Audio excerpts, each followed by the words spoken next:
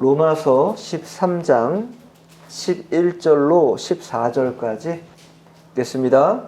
또한 너희가 이 시기를 알거니와 자다가 깰 때가 벌써 되었으니 이는 이제 우리의 구원이 처음 믿을 때보다 가까웠음이라.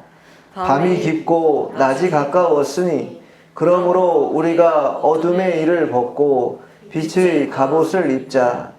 낮에와 같이 단정히 행하고 방탕하거나 술 취하지 말며 음란하거나 호색하지 말며 다투거나 시기하지 말고 오직 주 예수 그리스도로 옷 입고 정욕을 위하여 육신의 일을 도모하지 말라. 아멘. 오늘 제목은 가까워진 시기, 가까워진 시기라는 제목으로 하나님 말씀을 증거하도록 하겠습니다. 우리에게는 두 가지 종류의 종말이 있습니다. 개인적인 종말을 우리가 맞이하게 됩니다. 즉 모든 사람들은 죽게 되어 있다. 성경에도 한 번 죽는 것은 하나님께서 정하신 것이다. 이렇게 히브리서 9장 28절에 분명히 말하고 있습니다. 이 세상에 온 다음에는 그 누구도 영원히 이 땅에서 육신을 가지고 살아갈 수 있는 사람은 아무도 없다라는 거예요. 이것이 개인적인 종말이죠. 또 두 번째 이 종말은 뭐냐면 우주적인 종말이죠. 이 우주적인 종말이라는 것은 곧 세상에 끝이 있다라는 것입니다. 예수님이 재림하시면 이 세상의 모든 것이 다 사라지고 마는 모든 피조물들은 심판대 앞에서 하나님의 심판을 받고 그러한 시기가 분명히 우리에게 있습니다.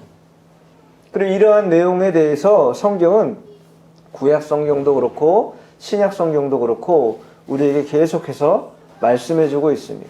구약 성경 하박국에 보면요, 하박국 2장 3절에 보면 이 묵시는 정한 때가 있나니 그 종말이 속히 이르겠고 결코 거짓되지 아니하리라. 비록 더딜지라도 기다리라.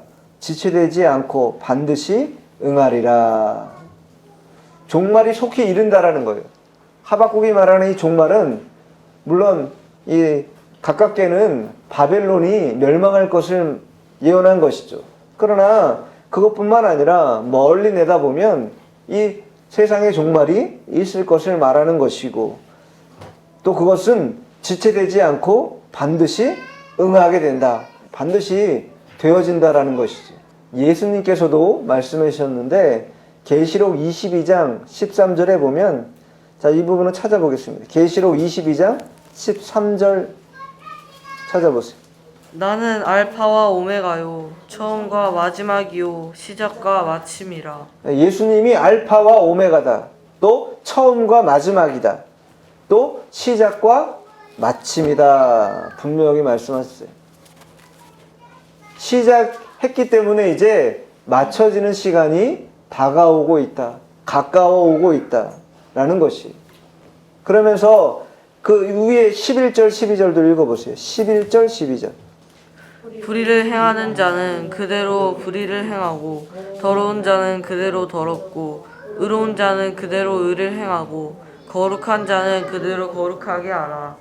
보라, 내가 속히 오리니 내가 줄 상이 내게 있어 각 사람에게 그가 행한 대로 갚아주리라. 각 사람에게 그가 행한 대로 갚아주리라.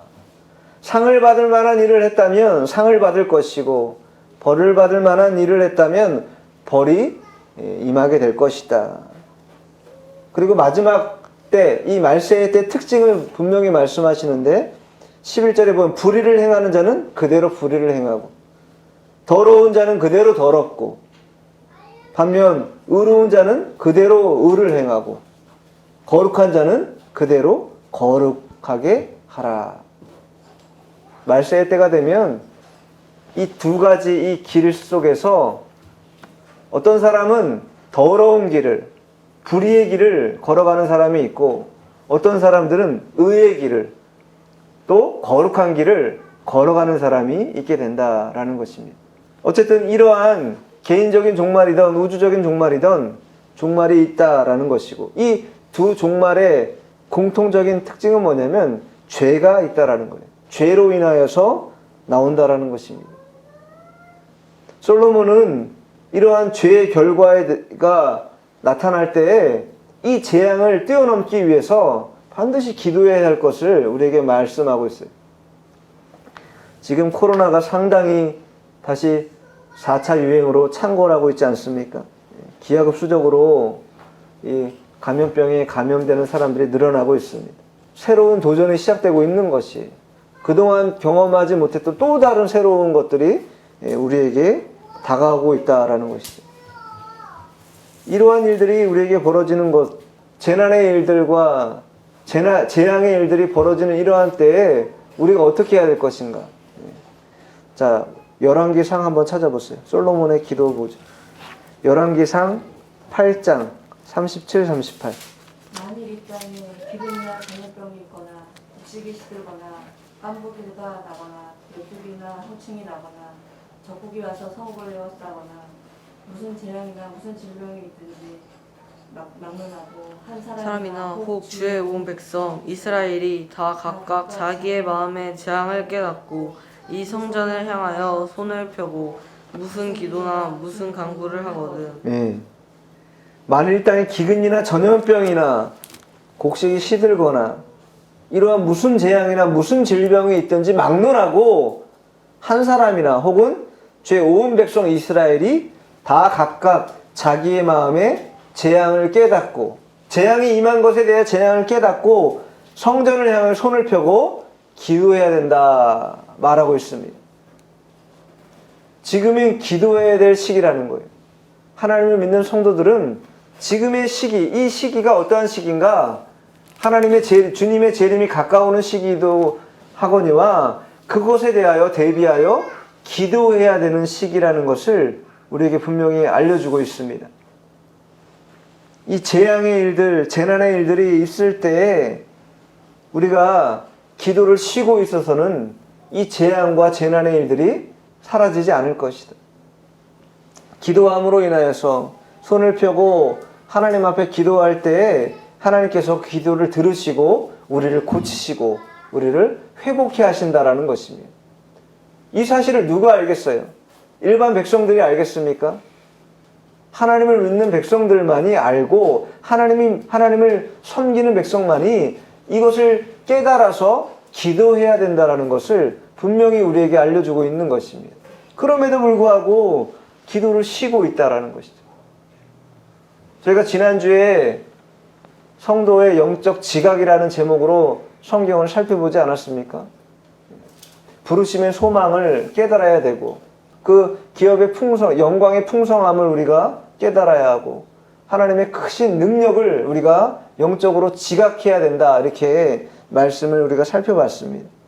오늘은 그러한 내용에 이어서 이 본문을 통해서 오늘 로마서 13장 11절로 14절까지 말씀을 통해서 우리가 영적인 경성이 필요하다라는 거예요.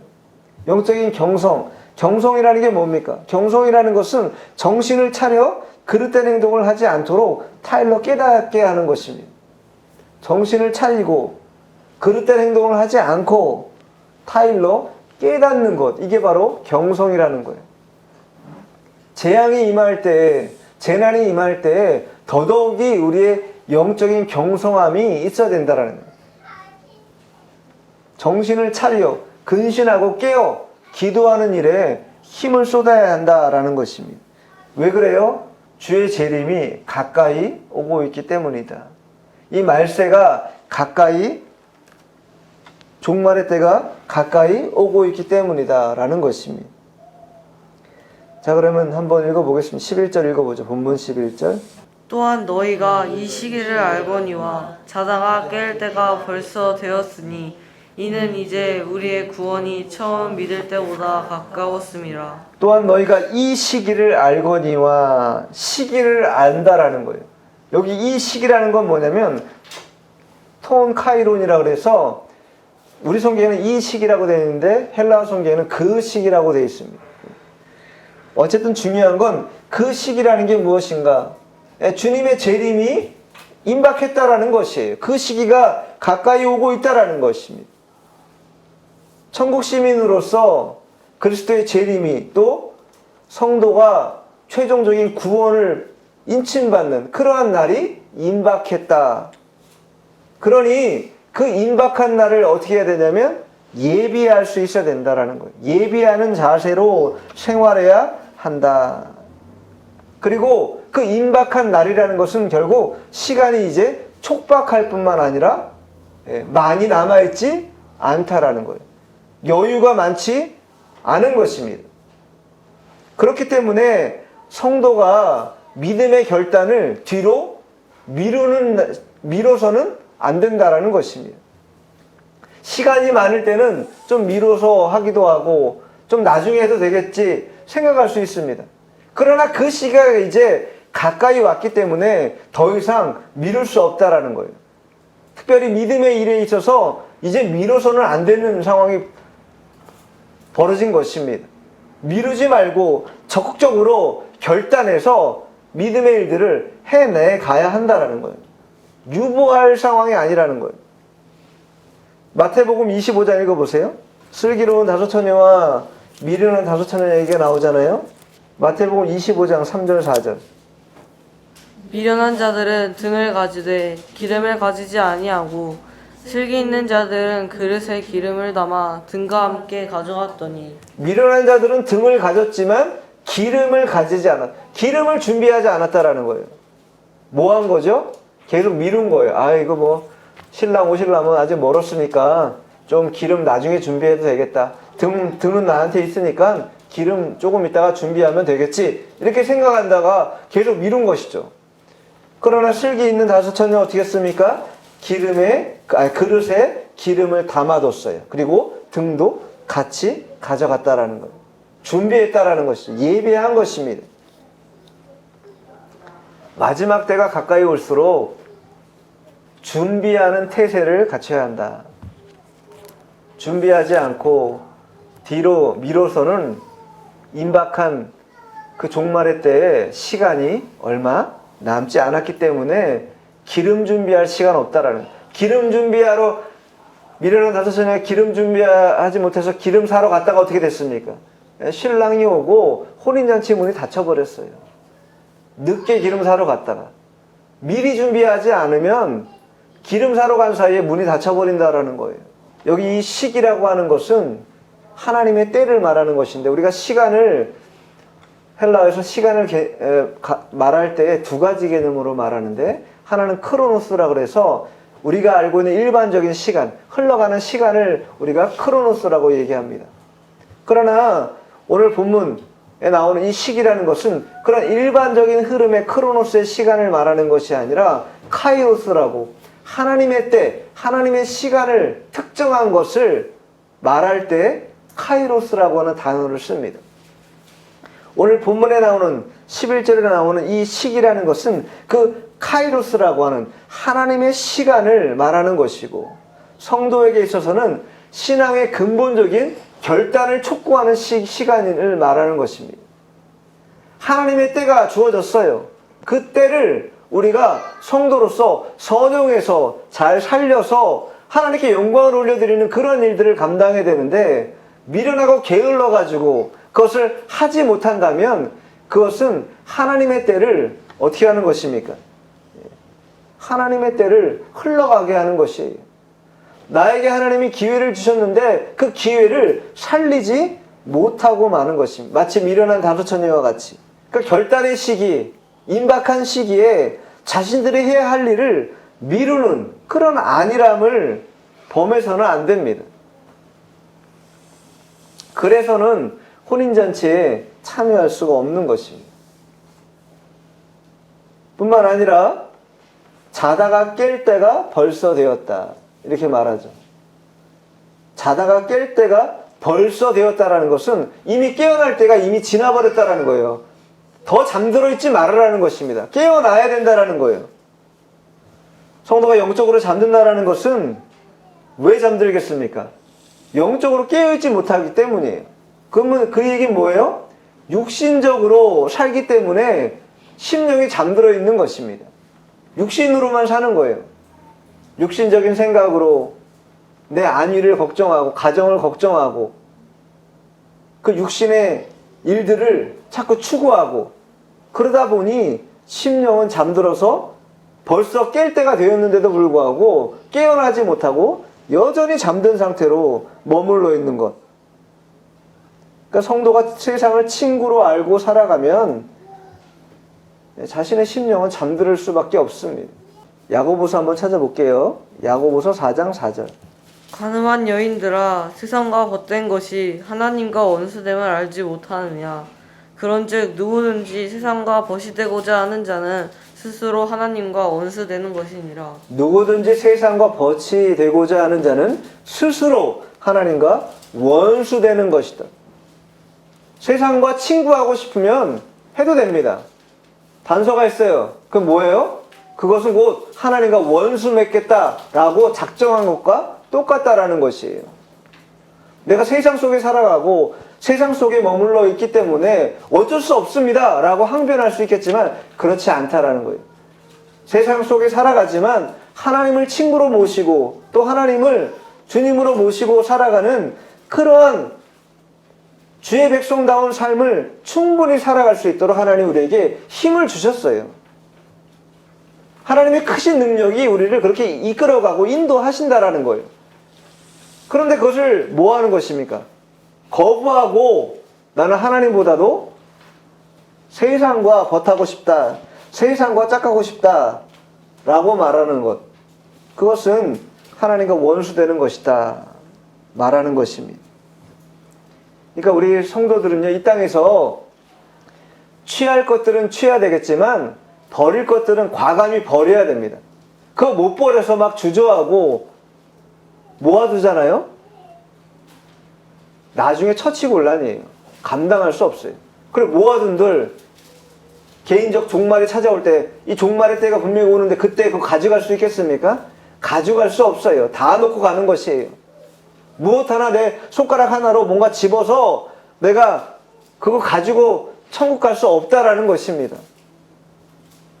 그러니 이 세상에 속한 것들, 이 땅에 있는 것들 취하려고 더 뭔가 가져보려고 아둥바둥하면서 뭔가 끌어모으고 모아두고 그런 거 하지 말라라는 것이, 그런 거 하는데 시간 다 허비하고 영적으로 준비하지 못해서 나중에 혼인잔치 못 들어가는 그런 어리석은 범할 수 있다라는 것입니다.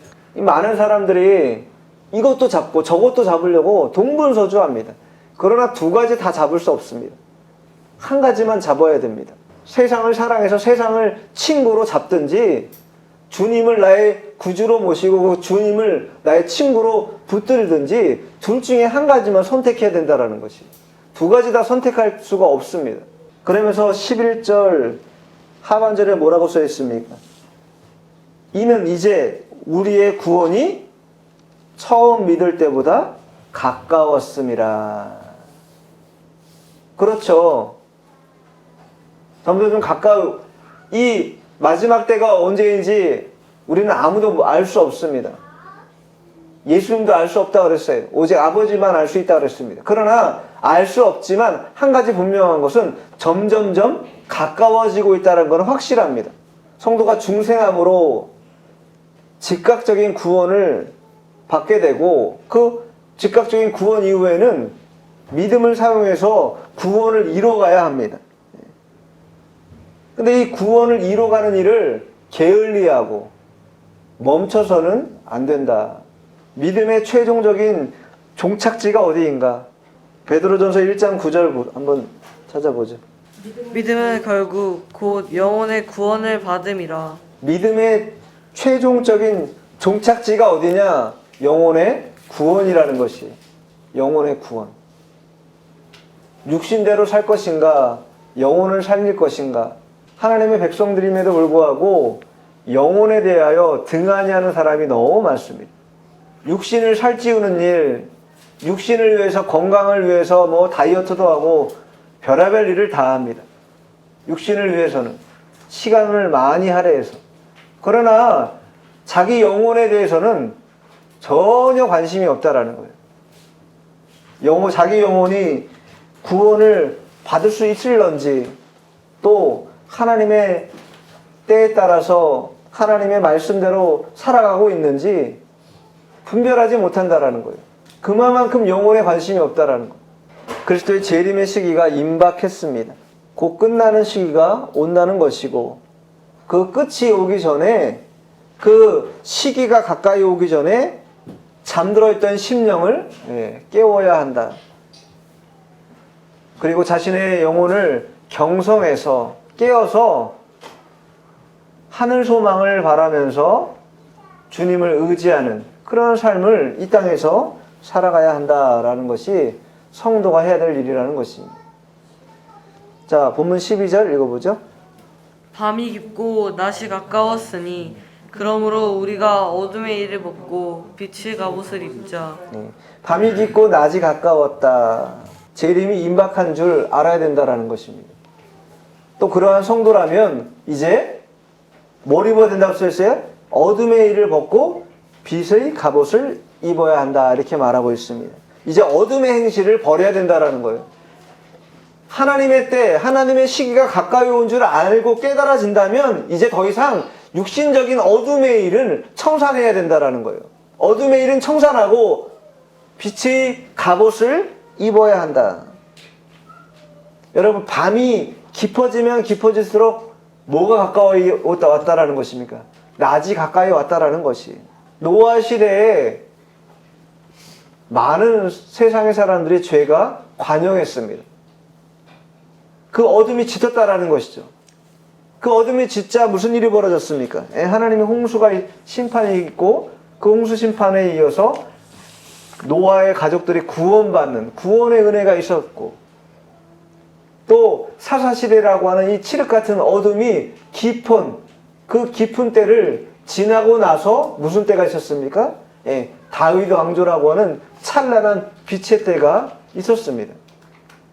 뿐만 아니라 말라기 이후에 400년 동안 하나님의 말씀이 전해지지 않는 깊은 어둠이 있었기 때문에 예수님의 초림이 있었던 것이죠. 이 원리는 이와 같이 어둠이 깊어지면 깊어질수록 그것이 끝이 아니라 이제 낮이 가까워졌다. 밝을 날이 가까이 왔다라는 것을 말해주고 있는 것이. 지금 세상 돌아가는 그런 상황을 보면 어둠이 깊어질 대로 깊어졌습니다.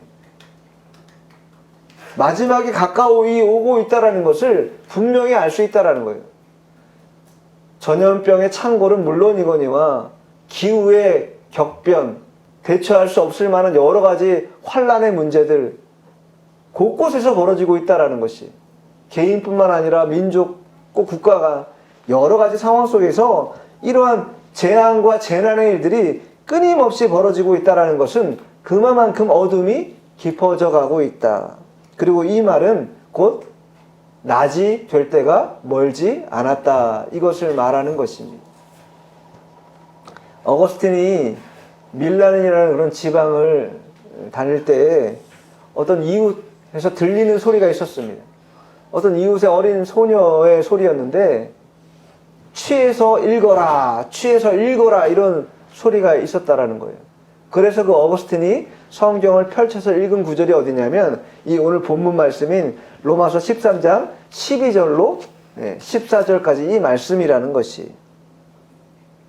훗날에 어거스틴은 이 때를 상고하면서 뭐라고 말했냐면 이렇게 말했습니다.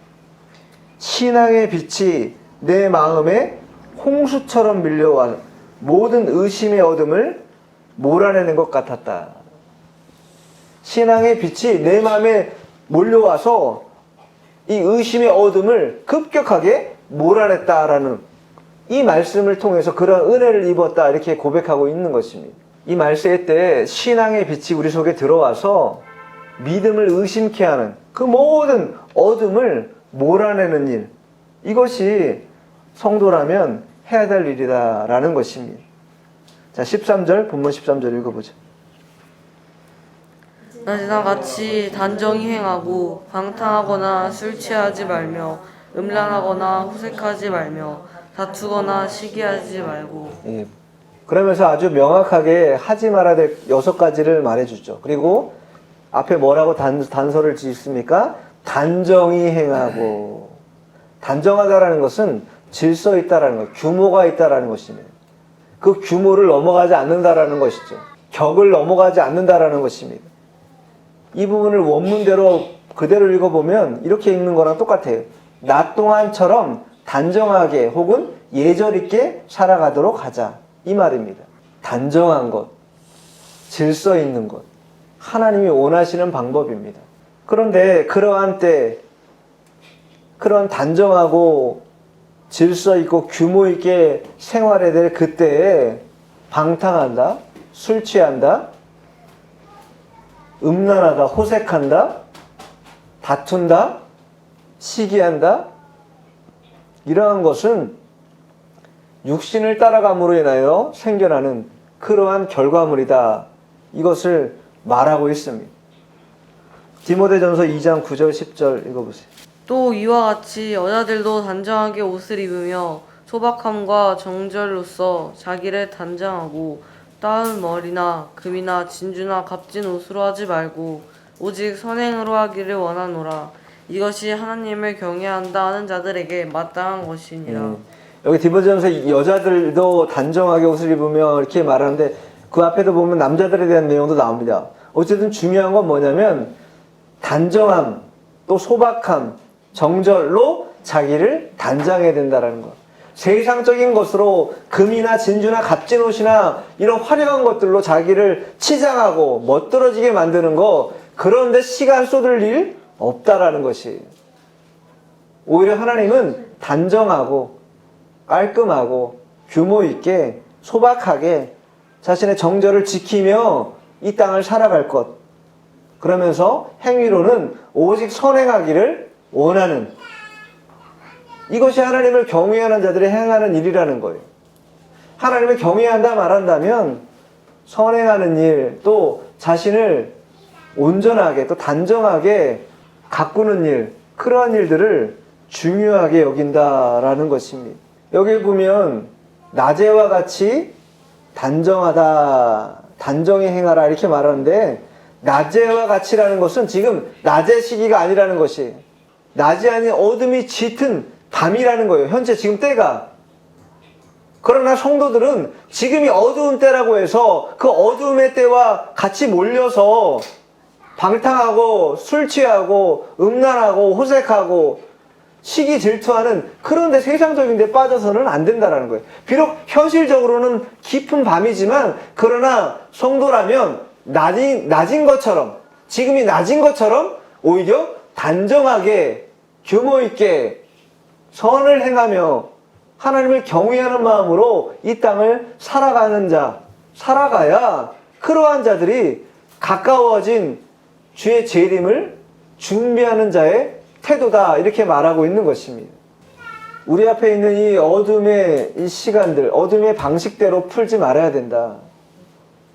성도들은 낮의 방식으로, 대낮에, 환한 대낮에 누가 이상한 일을 행할 수 있겠습니까? 사람들이 다 보고 있는 추하고 더러운 일을 언제 행하게 됩니까? 어두울 때, 밤에. 모든 더러운 행위들은요, 깜깜할 때, 어두울 때. 왜 그럽니까? 다른 사람들이 안 본다고 생각하니까. 안 본다고 생각하니까 자기 마음대로 하는 거예요. 그러나 낮이 돼 보십시오. 그렇게 경고망동할 수 있습니까? 절대 할 수 없는 것처럼 지금 세상은 어둠이 짙은 밤과 같은 시기지만, 그러나 성도라면 그것이 밤이라고 생각해서는 안 된다는 거예요. 그래서 뭐라고 써있으면 낮에와 같이, 낮에와 같이라는 건요, 지금 밤이지만 낮처럼 생각하라는 거예요. 지금이 낮인 줄 알고 있어야 된다는 것이에요. 하나님이 낮이나 어둠이면 밤이면 하나님이 못 보시겠습니까? 그렇지 않죠. 하나님은 낮이나 어둠이나 밤이나 다 보신다라는 거예요. 하나님이 보고 계시기 때문에 지금 밤인 줄 알고 함부로 행동하고 거짓으로, 죄로 그렇게 다름질해서는 안 된다라는 것을 말해주고 있는 것이, 성도가 어둠에 속해서 무절제하게 계속 생활하면 결국은 파멸의 길에서 벗어나지 못하게 됩니다. 자, 마지막 14절 읽어보죠. 오직 주 예수 그리스도로 옷 입고 정욕을 위하여 육신의 일을 도모하지 말라. 12절에도 뭐라고 써 있었죠? 12절에 마지막에 뭐라고 써 있습니까? 빛의 빛의 갑옷을 입자. 그리고 14절에도 예수 그리스도로 옷 입고. 똑같은 말이죠. 같은 말입니다. 칼빈은 그리스도로 옷 입는다는 것을 이렇게 표현했는데, 영의 권능으로 강하여지고 하나님의 형상을 회복함으로써 모든 성결의 의무를 감당할 수 있도록 준비된 상태. 그리스도로 옷 입는다는 게 뭐냐? 모든 성결의 의무를 감당할 수 있도록 준비된 상태라는 거예요. 성령의 능력을 덧입음으로 인하여서 모든 성결의 의무를 감당할 수 있도록 준비된 상태. 성도의 영혼은요, 믿음을 통해 깨끗해졌습니다. 그럼 그 깨끗함을 어떻게 해야 됩니까? 계속해서 단련해서 더 깨끗하도록, 더 거룩하도록, 더 온전하도록 애를 쓰는 그러한 일들이 필요합니다. 왜냐하면 능력이라는 것은요, 어디서부터 출발하는가? 특별히 신앙의 능력이라는 건요, 가장 밑부분에 우리가 꼭 담보해야 될 것이 있는데, 그건 뭐냐면 깨끗함이 있어야 돼요. 깨끗하지 않으면요, 능력이 발휘되지 않습니다. 힘이 나오지 않아요. 시편 119편 9절에 보면 청년이 무엇으로 그의 행실을 깨끗하게 하리이까? 주의 말씀만 지킬 따름이니이다. 누구나가 다 어떻게 깨끗하게 살아갈 수 있는가? 하나님 말씀만이 우리를 깨끗하게 할 수 있다라는 것이에요. 왜 성도가 깨끗해야 되냐? 성도는 영적 전쟁을 감당하는 그러한 자들이기 때문에 영적 전쟁을 싸우기 위해서 우리가 에베소서 6장에 보면 영적 전쟁 싸우잖아요? 우리의 시험은 혈과 육의 것이 아니라고 분명히 말하지 않습니까? 그러면서 그 앞에 에베소서 5장에 보면 무슨 내용이 나오냐면, 자, 에베소서 5장 3절 한번 읽어봐요. 3절 4절. 음행과 온갖 더러운 것과 탐욕은 너희 중에서 그 이름조차도 부르지 말라. 이는 성도에게 마땅한 반이라. 누추함과 어리석은 말이나 희롱의 말이 마땅치 아니하니 오히려 감사하는 말을 하라. 에베소서 6장에 하나님의 전신갑주를 입고 영적 전쟁을 싸워야 되는 그러한 내용들을 말해주고 있는데, 그 영적 전쟁을 하기에 앞서 성도들이 갖춰야 될 태세가 있다라는 거예요. 전신갑주 입기 전에 갖춰야 될 태세가 있는데, 그 태세가 바로 뭐냐? 깨끗해야 된다는 거예요. 성도의 성결성, 거룩성, 이것이 담보되지 않으면 영적 전쟁 해봐야 마귀에게 100전 100패라는 거예요. 이길 수 없다라는 거예요. 성결하고 거룩함이 있어야, 그것이 담보가 돼야 하나님의 전신갑주를 입고 나와 싸울 때 능히 영적 전쟁에서 지지 않고 승리할 수 있게 된다. 그래서 음행과 온갖 더러운 것과 탐욕은 너희 중에서 이름조차도 부르지 말라. 이름조차도 부르지 말라는 것은 아예 거들떠도 보지 말라라는 거예요. 쳐다도 보지 말라라는 거예요.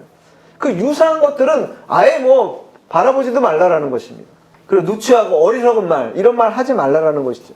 희롱하는 말, 음담패설, 이런 거 하지 말라라는 거예요. 도리어 감사하는 말을 해야 된다. 왜? 그래야 깨끗함을 유지할 수 있기 때문입니다. 이 깨끗함이 없으면, 이 성결함이 없으면 영적 전쟁을 한들 마귀에게 이길 수 없다. 능력이 어디서 나오는가? 깨끗함에서 나오는 것입니다. 그래서 14절 끝에 뭐라고 말합니까? 본문 14절 끝에 뭐라고 말해요? 정욕을 위하여 육신의 일을 도모하지 말라. 그래서 그 얘기하고 있는 거예요. 개인적인 정욕을 위해서 육신적인 일을 꿈꾸지 말라라는 것입니다. 정욕이라는 게 무엇입니까? 욕심을 가리키는 거예요. 정욕은요. 욕심을 가리키는 거. 무슨 욕심입니까? 물욕 있죠. 정욕 있죠. 또 사욕. 그 욕심 채우기 위해서 욕심으로 치우치면 결국 믿음에서 떠나게 되고 죄의 종노릇할 수밖에 없는 그러한 자리에 빠지고 만다. 육신의 일을 도모하지 말고 영적인 눈을 밝혀서 지금 시기가 이 주님의 재림이 가까운 줄 알고 깨어서 슬기로운 다소처녀처럼 등과 기름 잘 준비하는 그러한 자들이 되어야 한다라고 오늘 로마서에서 우리에게 말씀해주고 있는 것입니다. 우리는 이 재림이 임박함을 알고 잘 준비해야 됩니다. 낮과 같이 단정하게 행할 수 있어야 되고, 방탕하고 술 취하고 정욕적이고 욕심으로 치우치는 것들, 그런데 치우쳐서 하나님의 영적인 것들을 버려버리는 그러한 일 없도록 우리가 분명히 깨어 있어야 될 것입니다. 그러기 위해서는 우리가 그리스도의 옷을 입은 자, 이미 우리는 그리스도 옷을 입은 자입니다. 성도기 때문에. 그리스도 옷을 입은 자들은 열매를 맺어야 돼요. 무슨 열매 맺어야 됩니까? 빛의 열매를 맺어야 되겠죠. 빛의 열매는 무엇입니까? 착함과 의로움과 진실함이다, 이렇게 말하고 있어요. 우리가 이 빛의 열매를 잘 맺어갈 수 있도록 하기 위해서라도 깨끗함을 유지하는 그런 믿음의 성도들이 되어야 될 것입니다. 어둠이 깊어졌어요. 이제 얼마 남지 않았다라는 것을 말해주는 것입니다. 성도들은 그리스도의 옷을 입은 자들로서 세상의 정욕적인 것에 마음 뺏기지 말고 주의 재림이 가까이 온 줄 알고 믿음으로써 기름 준비 잘하는 그러한 성도들이 되어야 될 것입니다. 기도하겠습니다.